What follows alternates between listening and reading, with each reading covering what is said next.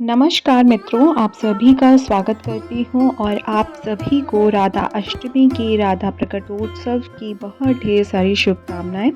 आज के इस वीडियो में मैं आप सभी से शेयर करूँगी राधा अष्टमी पर सुनने जाने वाली महत्वपूर्ण पौराणिक कथा। ये ब्रह्म वैवर्त पुराण के अनुसार ये कथा मैं आप सभी को सुना रही हूँ। जब आप इस कथा का श्रवण करें तो हाथ में गुलाब का फूल या गुड़हल का फूल या अक्षत ज़रूर रखें और उसके बाद इस कथा का श्रवण करें। ओम श्री गणेशाय नमः। ब्रह्म वैवर्त पुराण की कथा के अनुसार श्री कृष्ण भक्ति के अवतार देवर्षि नारद ने एक बार भगवान सदाशिव के श्री चरणों में प्रणाम करके पूछा कि हे भगवान, हे महाभाग, मैं आपका दास हूँ। कृपा करके मुझे ये बताइए कि श्री राधा देवी लक्ष्मी हैं या देव पत्नी हैं, महालक्ष्मी हैं या महासरस्वती हैं, या वे अंतरंगा विद्या हैं, वे वैष्णवी हैं या प्रकृति हैं। कहिए, वे वेद कन्या हैं कि देव कन्या हैं अथवा मुनि कन्या हैं। नारद जी की इस प्रकार की बात सुनकर महादेव बोलते हैं, सदाशिव बोलते हैं, हे मुनिवर, एक मुख से मैं अधिक क्या कहूँ। मैं तो श्री राधा के रूप, लावण्य और गुण आदि का वर्णन करने में पूरी तरह से अपने आप को असमर्थ समझता हूँ। उनके रूप आदि की महिमा कहने में भी मैं अपने आप को लज्जित महसूस कर रहा हूँ। तीनों लोकों में कोई ऐसा सामर्थ्यशाली नहीं है जो उनके रूपादि का वर्णन कर सके और उसको पार कर सके। उनकी रूप माधुर्यता जगत को मोह लेने वाले श्री कृष्ण को भी मोहित करने वाली है। ऐसी अनंत सुंदरी, प्रकांड, महाशक्तिशाली, अनंत मुखों से भी मैं अगर उनके वर्णन करना चाहूँ, उनके रूप का वर्णन करना चाहूँ तो मुझ में ऐसी क्षमता नहीं है। इतने पर नारद जी बोले, हे प्रभु, श्री राधिका जी के जन्म का महात्मा सब प्रकार से श्रेष्ठ है। हे भक्तवत्सल, उसको मैं सुनना चाहता हूँ। हे महागा, हे महादेव, सब व्रतों में श्रेष्ठ व्रत श्री राधा अष्टमी के विषय में मुझे समझाइए, मुझे बताइए। श्री राधा रानी का ध्यान कैसे किया जाता है, उनकी पूजा अथवा स्तुति किस प्रकार की जाती है, यह सब मुझको कहिए। हे सदाशिव, उनकी चर्या, उनका पूजन विधान, उनका अर्चन, उन विशेष रूप से यह सब कुछ मैं सुनना चाहता हूँ। आप मुझे यह सब बताने और समझाने की कृपा कीजिए। इतने पर शिव जी बोलते हैं, वृषभानुपुरी के राजा वृषभानु महान उदार थे। वे महान कुल में उत्पन्न हुए थे। वे समस्त शास्त्रों के ज्ञाता थे। अणिमा, महिमा आदि 8 प्रकार की सिद्धियों से युक्त श्रीमान, धनी और उदार चेता थे। वे संयमी, वे कुलीन, वे सदाचारी, सद्चारी से युक्त तथा श्री कृष्ण के आराधक थे। उनकी भार्या श्रीमती श्री कीर्तिदा भी उसी प्रकार से साधक थी।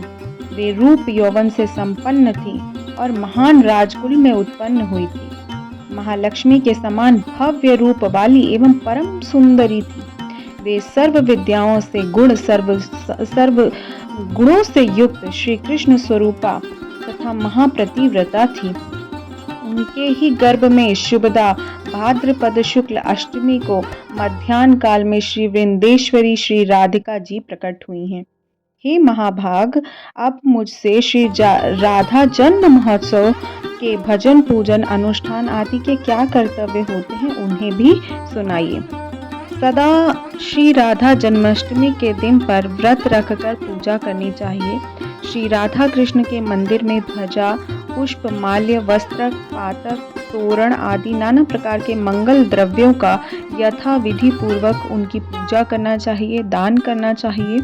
श्री राधा कृष्ण मंदिर में ध्वजा, पुष्प, माल्य, वस्त्र, पातका, तोरण इत्यादि को दान करते हुए पूजा को संपूर्ण करनी चाहिए। स्तुति पूर्वक सुधासित गंध, पुष्प, धूप आदि सुगंधित करके मंदिर के बीच 5 रंगों के चूर्ण का मंडप बनाकर उसके भीतर षोडश तल के आकार का कमल यंत्र स्थापित करना चाहिए। उस कमल के मध्य पर दिव्य आसन पर श्री राधा रानी जी की युगल मूर्ति पश्चिमाभिमुख स्थापित करके ध्यान करना चाहिए।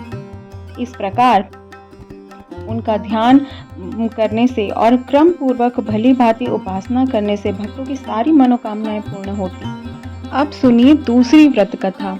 पौराणिक कथाओं के अनुसार श्री माता राधा रानी श्री कृष्ण जी के साथ गोलोक में निवास करती थी। एक बार भगवान श्री कृष्ण गोलोक से राधा रानी को नहीं दिखाई दिए, उनको नहीं नजर आए। कुछ समय बाद वे अपनी सखी विरजा के साथ घूमने चले गए।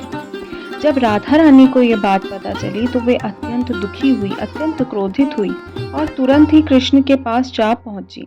उसके बाद क्रोध में उन्होंने विरजा को अपमानित कर दिया।